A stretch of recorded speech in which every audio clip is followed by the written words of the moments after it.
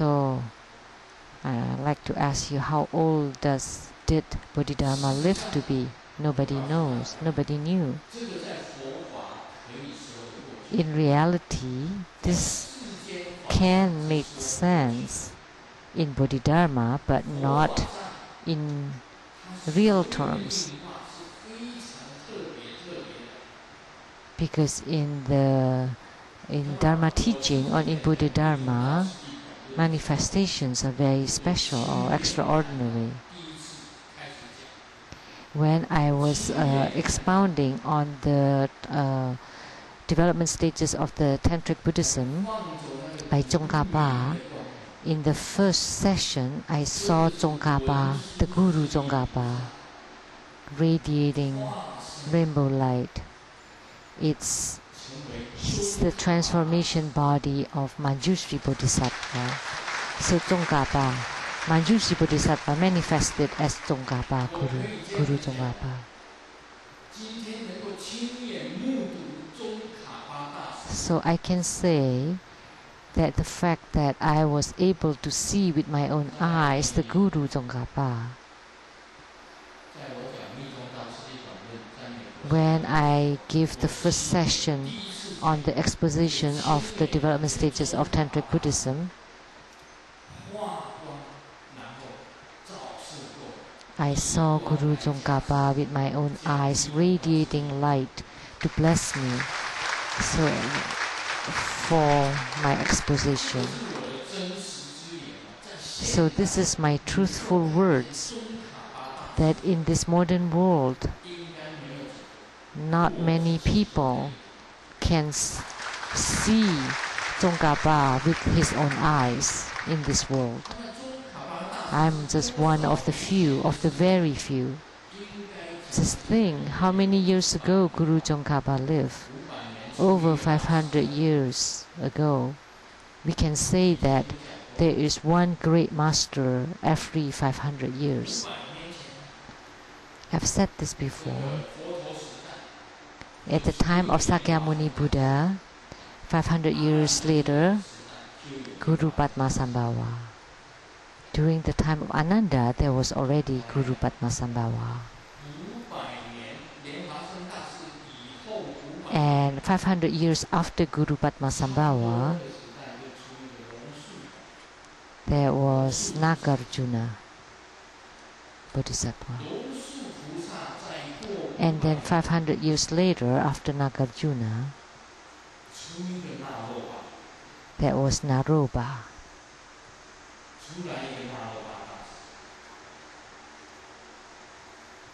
The great master Naropa.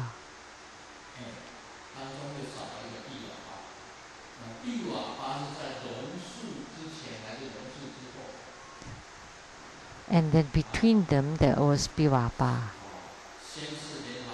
First Guru Padmasambhava, Nagarjuna, and then Pivapa, and then Naropa, and then Tsongkhapa, and then Sheng-yen.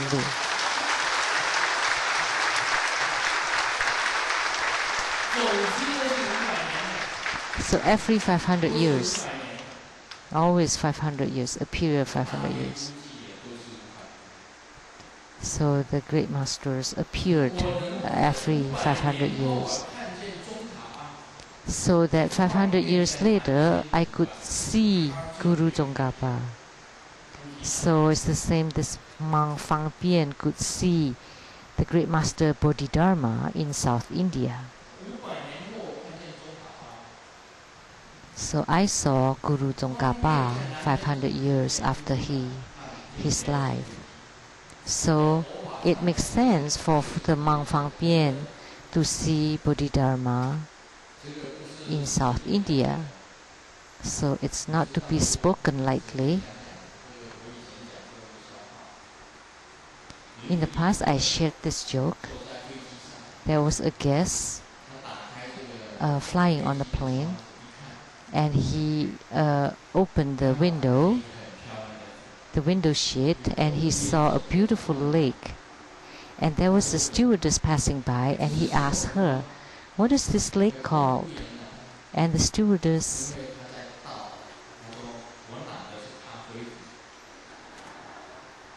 because the sound of the lake is the same as the sound of the thermos. So she replied, it's a coffee thermos.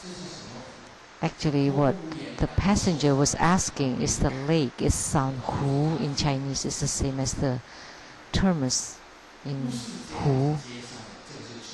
So that's a mistake and mistaken answer. It's not like that. So the monk Fang Bian could see Bodhidharma in South India. It's the same case as Grandmaster Sheng-yen could see Guru Tsongkhapa now, in these days. It's not something to be said lightly, like that stewardess, but that's a true seeing. It left a really strong impression, and it's not something that happened in the dreams or like in the joke. How much is your salary a month? Wow, $8 million. Wow, you must be the CEO of where? So what do you do? Oh, well, I just dream.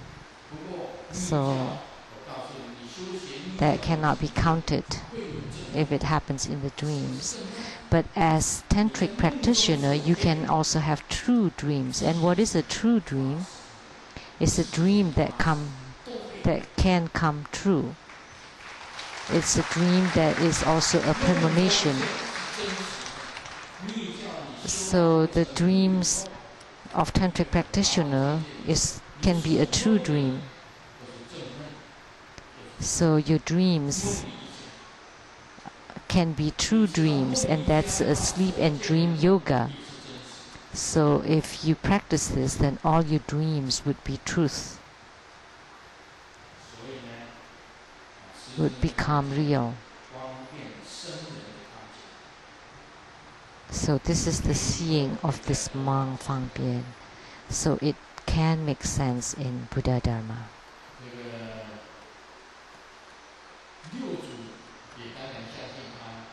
And of course, the sixth patriarch believed that he saw Bodhidharma. That's why he showed him the lineage robe. Okay, there's some ambiguous writings here. That's really unclear. Let's point to an example here.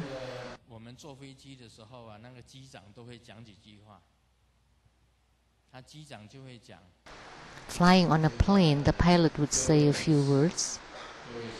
Ladies and gentlemen,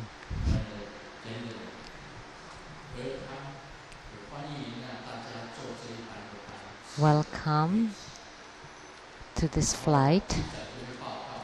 And the pilot would make announcements at what altitude the plane is flying, that the plane is flying safely and wish you have a nice trip.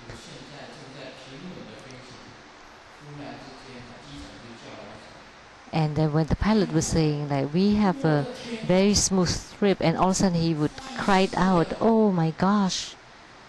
Oh no! Oh gosh!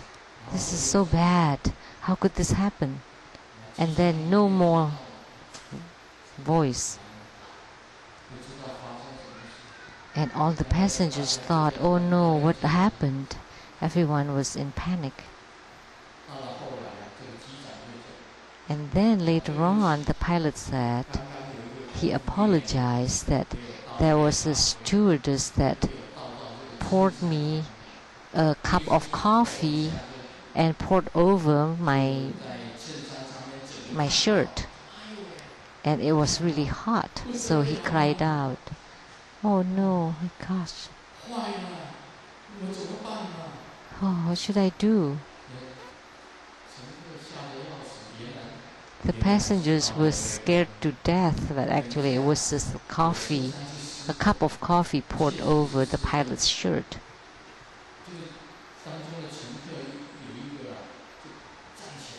And then one of the passengers stood up and was really angry and told the pilot, "So, what's the big deal about the shirt being wet? My underpants are wet."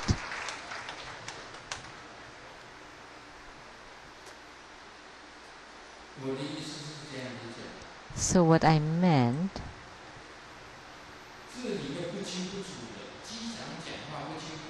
is that this ambiguous writings, like the words of the pilot,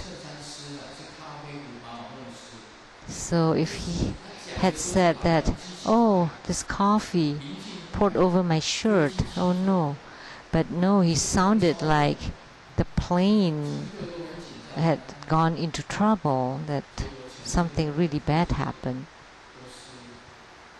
So that's why the underpants of the passengers got wet. So you have to speak clearly. So in this article, there were several points that were unclear, that I transmitted the Dharma truth to Mahakasyapa. It should not say I. It should have said that the Buddha Sakyamuni, transmitted to Mahakasyapa, not I. As if Bodhidharma, the one that spoke. So how could Bodhidharma transmitted the Dharma truth to Mahakasyapa? Because Bodhidharma is not Buddha Sakyamuni. So this word I is problematic. So please pay attention. This is very unclear, like the words of the pilot. So in this platform sutra of the sixth patriarch, there are also unclear words. So this word I is wrong. And it said, the patriarch said, "Try to sculpt one. So sculpt the best you can and show it to me." And the height is 7 inches. So this words sculpt and show, this is also unclear. And it is unclear because who should the monk be sculpting?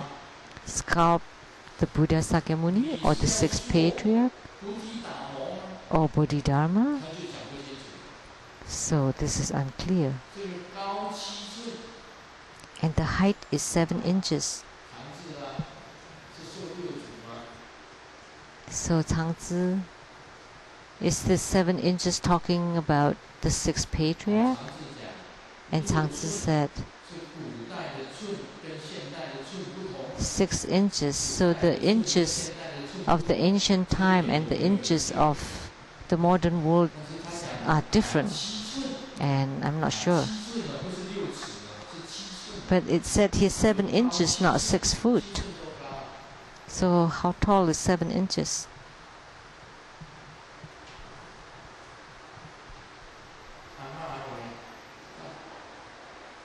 Oh my gosh.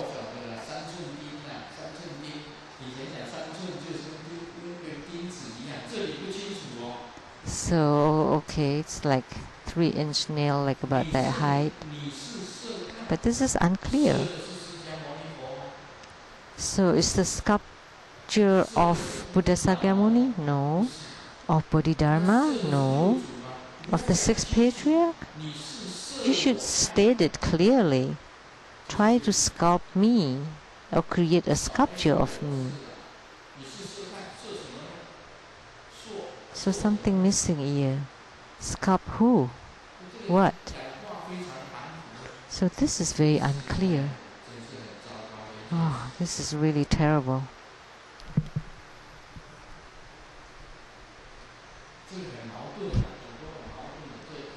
There are a lot of contradiction here too. 7 inches in height.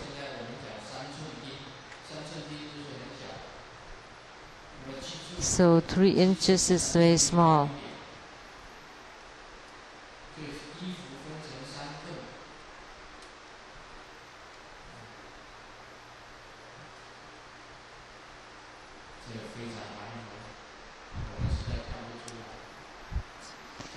This is very unclear.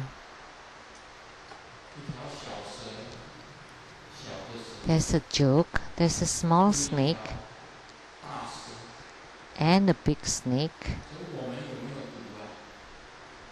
And the small snake asked the big snake, "Do we have poison?" And the big snake said, "Why do you ask?" And the small snake said, "Oh, because when I was eating earlier, I bit on my own tongue." That's contradiction.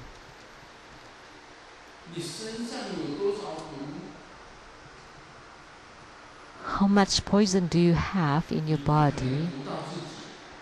You can't poison yourself. But in this piece here, there is also contradiction. It should have been tried to create a sculpture of me. And the sculpture was very lifelike.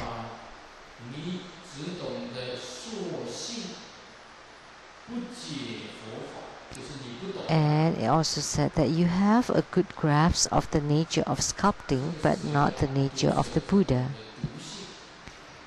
So the poisonous snakes only understand about snake poisons,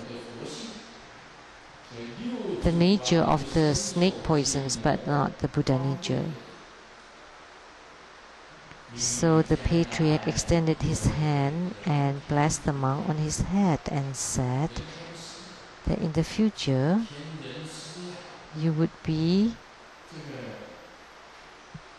the guru of all beings and be the eternal field of blessings.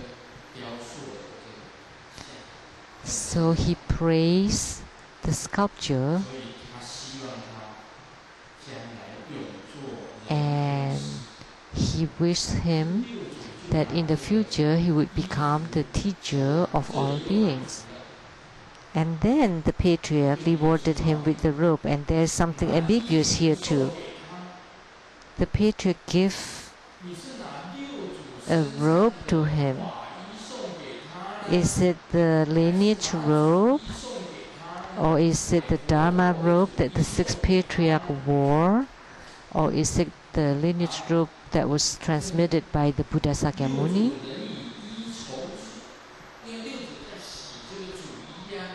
Because the sixth Patriarch was washing the lineage robe. So did he give that lineage robe to the monk or another robe? This was also not clear at all.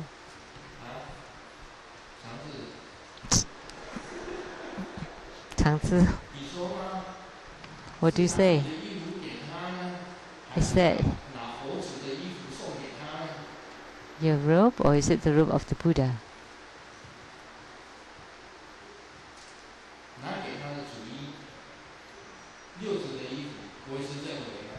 It's just one of the robes of the sixth Patriarch. Yeah, that's what I thought too. It's not the lineage robe. And you just be the guru of all beings and then give the lineage robe that was transmitted by Buddha Sakyamuni. That's too easy. So I also think that this is just one of the six Patriarchs' robe. So this is not clear writing.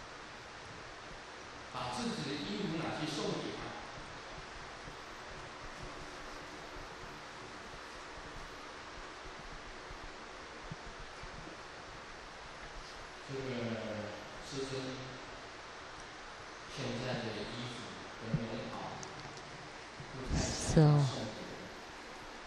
Grandmaster these days doesn't really feel like giving away my Lama outfit, my dragon robe, and also undergarment, but not underpants. I treasure my own outfit.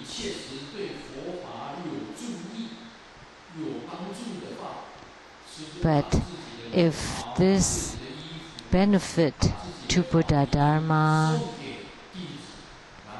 then Grandmaster would bestow a Grandmaster's outfit, robes, and garments to the disciples for a specific purpose, and not just to be given haphazardly or whenever they were requested. So it depends whether it would benefit the Buddha Dharma. It can only be given to when there is benefit to the Buddha Dharma.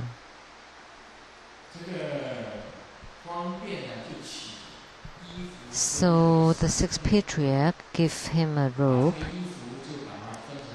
and then the monk Fang Bian cut the robe into 3 pieces, and a piece to wrap around the statue of the sixth patriarch, and a piece for himself to keep, and another piece to be buried in the ground with a vow that whoever obtains this robe in the future will be my reincarnation, and he will rebuild this temple and become its abbot. And there's also an ambiguity here, because some people think that whoever that obtains this robe is my reincarnation. Is that the reincarnation of the sixth patriarch or of the monk Fang Bian? There's ambiguity here too. Actually, it's the reincarnation of the monk Fang Bian. It's not the reincarnation of the sixth patriarch. So please don't mistake it. There are a lot of mistakes here. So it's like this piece of writings here is really bad. It's like the mad cow disease. There are 2 cows. Cow X told cow Y. The mad cow disease is very common these days. Let's not get infected. And then cow Y said, don't worry, we will not be infected, because we are horses.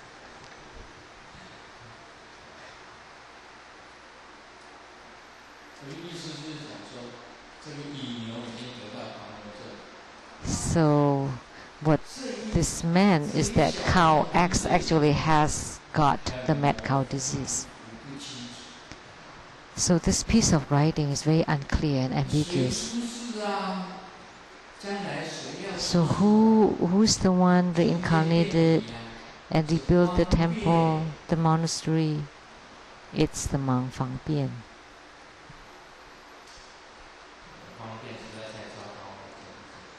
This is really bad, Fang Bian. There's a joke about Fang Bian, which is a different meaning of the same pronunciation. Someone is walking on the road, and all of a sudden there's a rumbling in the stomach and wanted to let out. And it's on the road and there's no toilets. And he saw a shop, all you can eat, for 199 NT dollars. Oh, that's good. So he got in and he was looking for it, and really he rushed to look for it on the ground floor, couldn't find it, and he went to the second floor and it was under renovation, the second floor. And then he saw a toilet, and it was written, it's under construction, please do not use. But he could not hold it any longer, so he just ignored that, and he let out.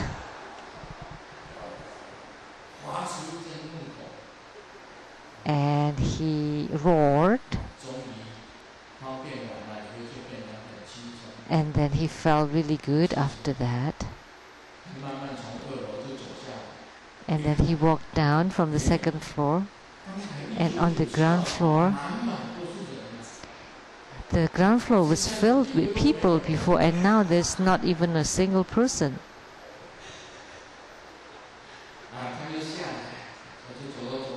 And then he continued to walk and then reach the cashier, and then he yelled, "Anyone here?" And the manager looked up and said, "Good thing you come now. You know, just now there was this golden thing dropping from the second floor, hitting the fan and spewing all over.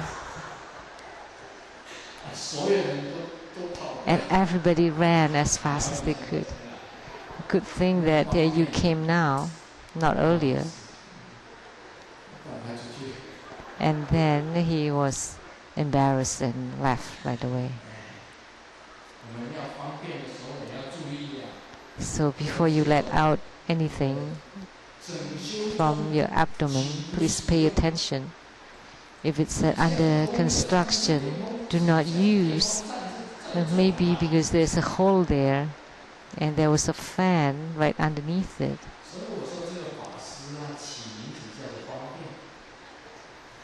So this monk is also called Fang Bian, which in Chinese means to let go, to urinate or defecate. So this piece is written by who? It's really bad. It's really unclear. It's written by his disciple, must be. So in the future, if I catch him, I would spank him. Well, no, I never spank anyone. In my whole life, I was only spanked, but I never spanked anyone. I was only spanked by my father. My father is not here now. I was spanked ever since I was little. Until now, I don't want to spank anyone. But if I see this person that wrote this, I would tell them, please don't write it so bad like this. Write it clearly.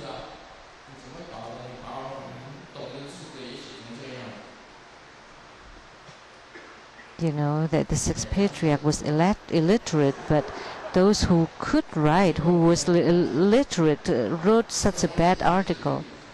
So Tsang told him in the future, tell him to write it better. You know, I have a statue of the sixth patriarch, and he looks like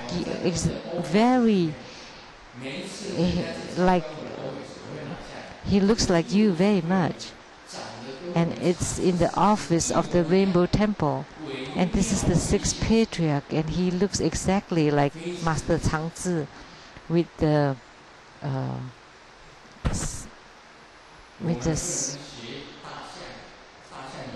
slight smile.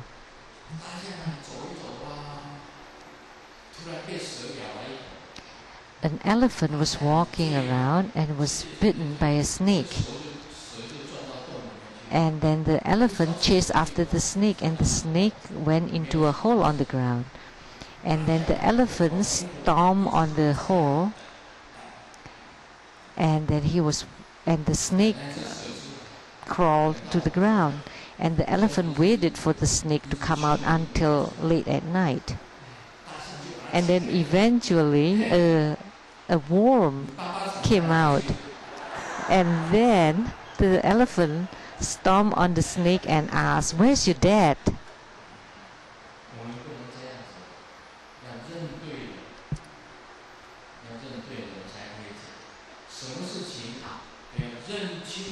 So everything we should be clear. We should really be clear whether there is the Buddha, whether there is a true Dharma, whether there is a tantric Dharma. And there are some key formulas in tantric practices. There is visualization, mantra recitation, and entering into samadhi. And yesterday at the Emperor Lian Temple, I have said Not only that we can do external homa, we can also do internal homa. And also the secret homa. And the top secret homa. So actually, offering is divided into many kinds.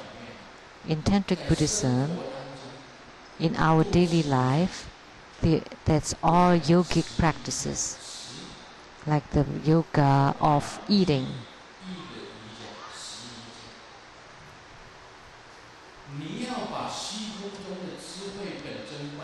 You should visualize the wisdom deity of the space and visualize your root guru, your personal deity or yidam, and your root protector in the space above you to enter through the central channel to the heart chakra. And the 8-petal lotus blossoms at the heart chakra open to receive the root guru, the yidam, and the protector. Then you visualize your tongue to become Om, and the throat to become A, 6 syllable, and the heart chakra Hum.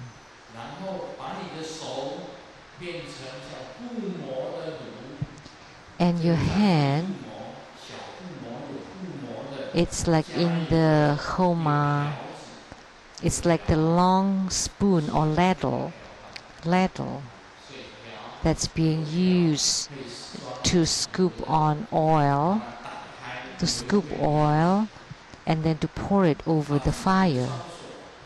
Visualize both hands to become the homa ladles or tools. And then Om on the mouth, A on the throat, and Hum on the heart chakras.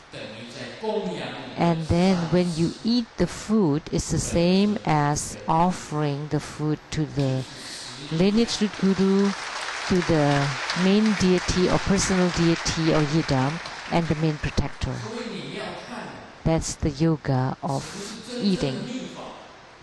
So you need to recognize it clearly what is the true tantric dharma practices related to eating, to wearing, to living, to moving. And actually every single thing you do is a yoga practice. At every single moment, every single minute, every single second, you are cultivating non-stop.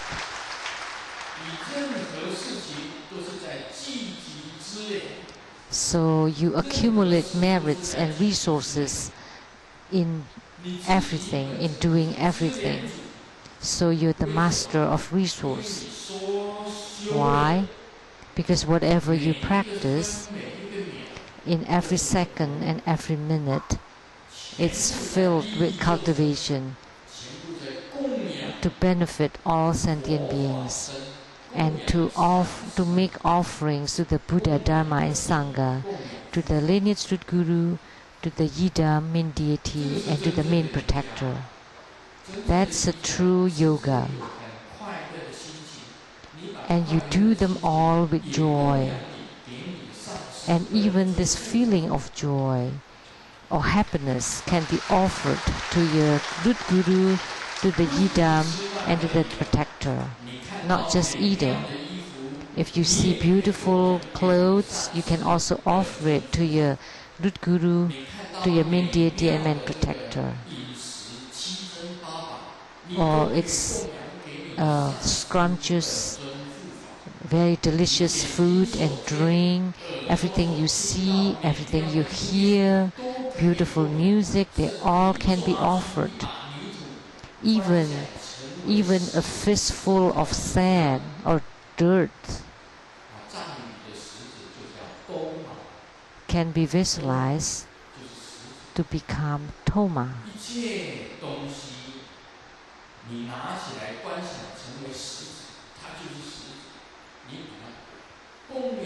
Anything can be visualized to become box or toma and offered to the three roots. So then at any moment you are accumulating resources or wealth, then you would be the master of wealth, then you would be the great wealth Bodhisattva. Wealth or resources. So in Tantric Dharma practice, every single thing is cultivation, is spiritual cultivation. Every single thing is good. You transform it to be good, to be positive, and then offered it all to the lineage guru, to the main deity and main protector. And that's a true yoga practice, the true and accurate yoga practice. Om Mani Padme Hum.